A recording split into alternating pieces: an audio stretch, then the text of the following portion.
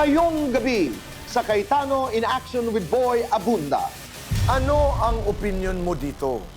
Mag-asawa, hindi na sarapan sa catering ng kanilang kasal. Pwede bang makahingi ng refund?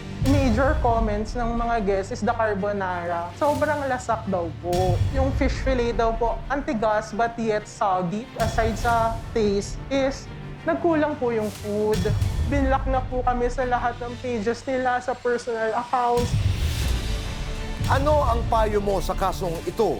Babae, umorder ng mahigit 400,000 pesos na bags and toys para sa kanyang online store. Nagpalit na ang taon, hindi pa rin niya nakukuha. Naging okay po talaga yung relationship namin. Hindi lang siya supplier ko. As in talagang parang friends na kami. Pangako ng pangako hanggang may nag-post na po sa kanya sa Facebook. Na-scam na nga ba siya? At mahirap nga bang makuha ang pera sa bangko ng isang namatay? Isang binata ang pumanaw na may naiwang ipon sa bangko. Ngayon, nais na itong i-withdraw ng mga naiwan niyang kapatid. Magbayad muna po daw kami sa BIR ng estate tax. Eh kaso po, ang problema po namin, nakaipit naman po sa bangko. Wala naman kaming pang-abono. Kung makukuha pa ito, malalaman mo.